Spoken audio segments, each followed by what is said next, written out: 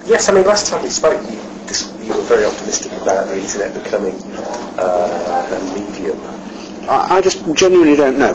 At the moment, I probably agree with you that it's inherently anti-narrative, because I've been thinking about it over the last couple of months, and I can't see a way of doing it. I can see ways of using it as a system of delivery and adjusting the stories you tell. I mean, I think one of the really interesting things, which this is the thing I'm really interested in, is that if people are going to come home and they're going to get down the pipe of the internet a thing that I've made, and they can watch it in bits, they can watch it in different times, then actually what I can start to do is make really complicated stuff. The really interesting thing about television is everyone in it, on the television class, has been trained to go in to an editing room, look at something and say, and judge it on the basis of whether someone watching it just once, on a sofa, half asleep, will get it. That means it actually has to be a very, very simple thing. If that has gone, then actually you can think about it in a completely different way. You can actually start constructing really massive, complicated novels that have all sorts of hidden dimensions and things in them. You can rewind. Because you can rewind. People want to go back and look at it. Well, actually, our job is to make them so entertaining that they'll want to watch them again. And that's a thing. Well, that's a thing which is inherently anti the way those who run television now think. They think the opposite. Everything must be crammed in such a simple way because people are really going to watch it once. Well, maybe they're not. Maybe they're going to want to watch it again and again. That you can have secret little bits in it, odd little bits. You can have, I don't know, you can go back to the medieval times where you actually had secret, funny, odd things hidden in there. So there are levels upon levels. You can play with ambiguity. All the things that actually are about mature way of experiencing the world and understanding other people, which of course television never really done, because it's always been on, you watch it once and that's it.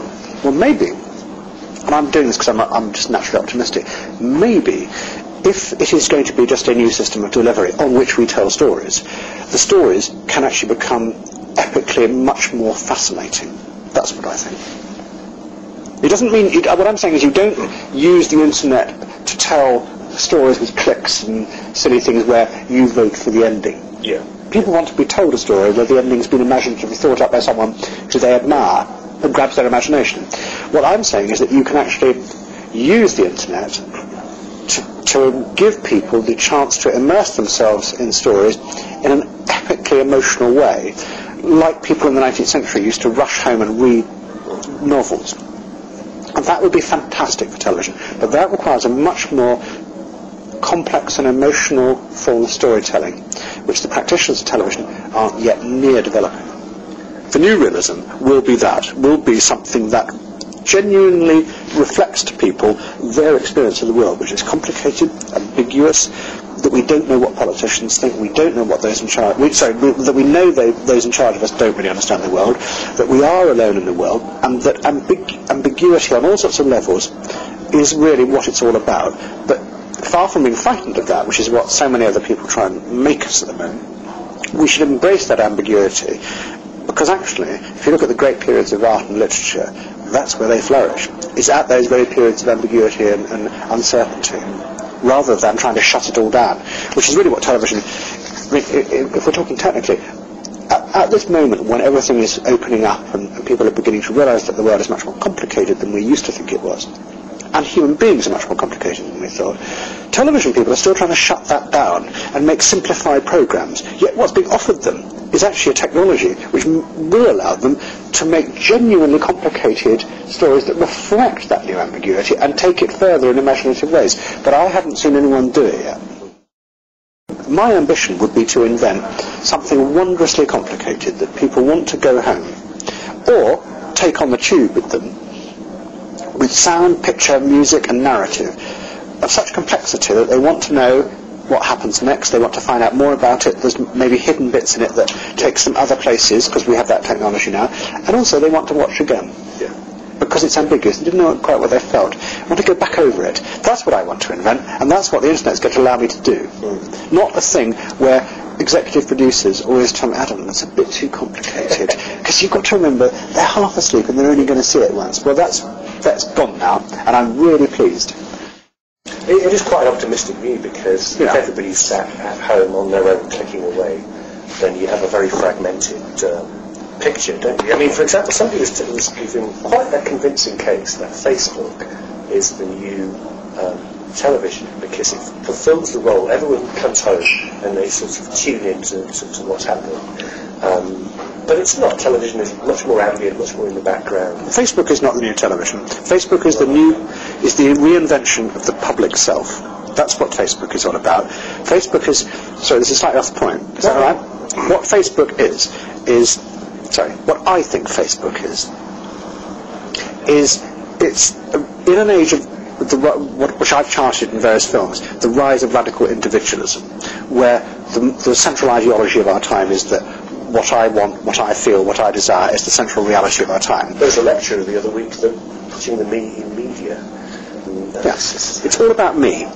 Now, in that age, those old notions of the public self and the private self, which is what Victorian times and a lot of the 20th century was all about, have dissolved. And what I think you are seeing on Facebook is people inventing for themselves a public self, much as the Victorians did this. They would have their private life with their family, their few close friends, and then, because of they were in either trades unions, political parties, all sorts of work associations or industrial societies, they would then have a public life, which they would behave in a public way. Victorian novels are full of this. Now, I think, actually, if you look at Facebook, that's exactly what happens. You know full well that what people put up of themselves on Facebook is not really them. It's what they think they want to be seen as, and how they want to be measured by others. It's not a fiction. It is them, but it's a version for the public gaze that they have created. Everyone, as there was a fascinating study that said actually everyone still has their 5 friends, close friends, and then they have that. Well, quite frankly, Facebook is just the Victorian public world being reinvented, and it's fine, but it's not the new television because it doesn't tell us stories, and people's experience doesn't tell us stories. Our job is to actually take people's experience and make things out of them, which then those individuals will go, oh, that's fascinating, because it responds to me, I feel that's real, but it takes me beyond myself. That's always been true of art, and it's true again today. Television is now, because it's so desperate, and because those in charge of it have run out of confidence, literally trying to give people what they already know about themselves and know about the world. They may dress it up in quite interesting stories and all. So you sort of know. Yes, and in our world of individualism, the things that people are really concerned about are being trapped by their own feelings. There is a growing sense that people want to know whether their feelings are real, whether their feelings are right or wrong. Do other people feel these feelings? And also it raises all sorts of questions, individualism, like what happens when I die? Loneliness. How many friends should I have? How many friends do other people have? They want to be taken out of themselves and taken into bigger emotional dimensions, and no one's doing that. Someone wrote to me the other day asking me what they should do a PhD about. I don't know why, I sometimes get these weird requests. And I wrote back saying, I want to know someone to tell me the cultural and scientific origins of the marketing theory which has led to, if you like this, you'll like that. Yeah. Because I think that's actually one of the fascinating things in the internet, which is doing the very opposite of what those who promote it say. Those who promote the internet say that it is leading to increasing individualization and the individual voice being heard against the corporate, what are they called, behemoths. Actually what's happening in the internet is increasingly it's becoming a form of homogenization of choice, taste and identity, because people in an age of individualized feelings and being on their own try to measure themselves against each other, and they find this in the internet, and they can find what others measure themselves, and marketeers are caught onto this. And actually I think that, well, this is a challenge to the long tail theory. I mean, the long tail may exist, but it's very small. The big lump theory of the internet is that actually increasingly what it does is it focuses down on those things that others like, that you want to be like, and everyone begins to mirror each other. I'm not saying it's necessarily a bad thing, but it's a form of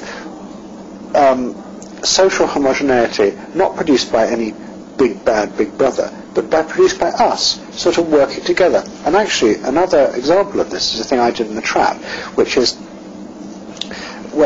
how increasingly in psychology you use questionnaires to measure how you feel against an agreed database or line, benchmark of what is the agreed feeling.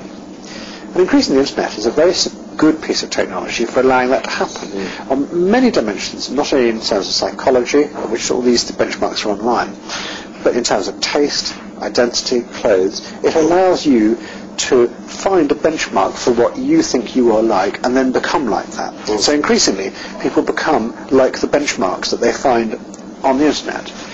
Well, maybe that's a good thing. Maybe that is a form of self-governance, and that really what you are getting is a form of self-governance on the internet.